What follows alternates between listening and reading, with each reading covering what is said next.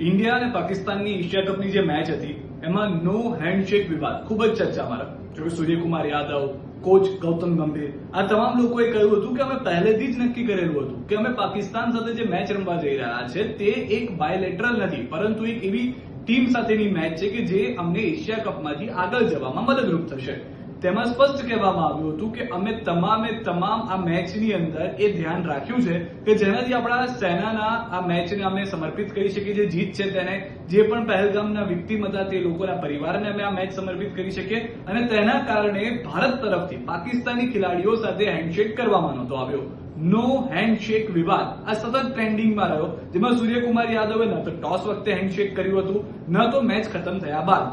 જે બાદ પાકિસ્તાનના કેપ્ટન અને કોચને મરચા લાગી ગયા અને તેઓએ પણ ડિસિઝન લીધું કે હવે અમે પણ બોયકોટ કરીશું. પરંતુ હારી ગયેલો પાકિસ્તાની કેપ્ટન પ્રેસ કોન્ફરન્સમાં આવીને પણ શું કરવાનો હતો? અંતે તો એને જવાબ એ જ આપવાના હતા કે મેચ અમે હારી ગયા, કેમ હારી ગયા, એ બધા વિવાદ હતા.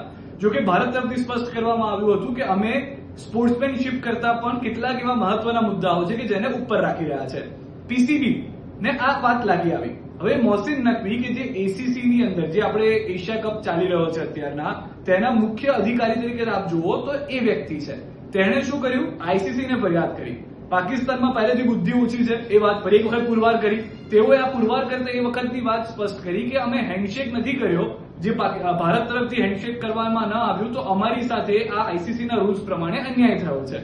પાકિસ્તાનના એ બોર્ડ ક્રિકેટના ચેરમેનને એટલી ખબર નથી કે હેન્ડશેક એ કોઈ પણ આઈસીસી બુક રૂલનો નિયમ નથી. તેઓએ ભારત સામે તો બદલો લઈ ન શક્યા, એટલે શું કર્યું કે તેઓએ રેફરી ઉપર નાખ્યું કે મેચ રેફરી જે પોયક્રોફ્ટ છે તેમના તરફથી આ બેધ્યાનપૂર્વક ધંધો કરવામાં આવ્યો, તેમને ધ્યાન ન આપ્યું, ભારતે નિવેદન આપ્યું, ભારતે હેન્ડશેક ના કર્યું, તેમના પર કોઈ એક્શન લેવામાં ના આવ્યા. જો આમને હટાવવામાં નહીં આવે તો અમે શક્ય છે કે આવનારી મેચોનો બોયકોટ કરી શકીએ છીએ. એવો પાકિસ્તાન તરફથી ધમકીભર્યો પત્ર, ધમકીભરી રજૂઆત આઈસીસીને કરવામાં આવી. આઈસીસીએ કીધું તમારે જે કરવું હોય કરો, રેફરીને અમે કોઈ પણ સજા નથી કરવાના. હવે આટલી બુદ્ધિ કે જે આખા તમામ દેશોમાં છે, જે પહેલી વખત રમતા ક્રિકેટ નેશન છે, તેઓને પણ ખબર છે કે હેન્ડશેક એ કોઈ આઈસીસી નો નિયમ નથી. એક દરેક સ્પોર્ટ્સમેન ઈચ્છે, જે ટીમ ઈચ્છે તો કરી શકે છે, ન કરવું હોય તો આઈસીસી નો કોઈ નિયમ નથી. પાકિસ્તાને જે ધમકી આપી હતી કે પોયક્રોફ્ટને હટાવવામાં આવે, કે જે મેચ રેફરી છે તેને આજે આઈસીસી તરફથી લપડાક આપી દેવામાં આવી છે. પીસીબીને સ્પષ્ટ કહેવામાં આવ્યું છે કે મેચ રેફરી પર કોઈ પણ જાતના પગલા લેવામાં નહીં આવે.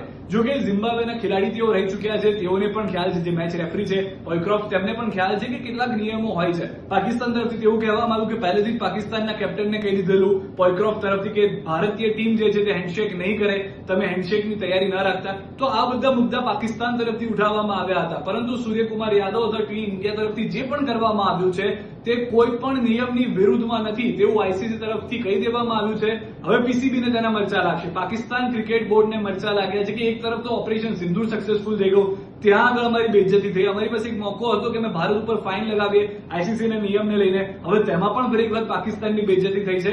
લોકો સોશિયલ મીડિયામાં એ ટ્રેન્ડ કરી રહ્યા છે કે પાકિસ્તાનનો જન્મ ભારતે એટલે જ કરાવ્યો હતો જેથી બેઇજ્જતી તેની દુનિયાભરમાં થતી રહે, અને પાકિસ્તાનનો જન્મનો મુખ્ય ઉદ્દેશ પણ એ જ રહ્યો છે કે કોઈ પણ વર્લ્ડ નેશન તરીકે તેને જ્યારે પણ જોવે ત્યારે એક બેઇજ્જત જોકર દેશ તરીકે જોવે, જે ફરી એક વખત ક્રિકેટ મેચ રમ્યામાં હાર થયા બાદ ફરી એક વખત સાબિત થઈ ગયું છે કે પાકિસ્તાન એ જોકર દેશ છે જે પોતાનો જન્મ બેઇજ્જતી માટે કરાવ્યો છે.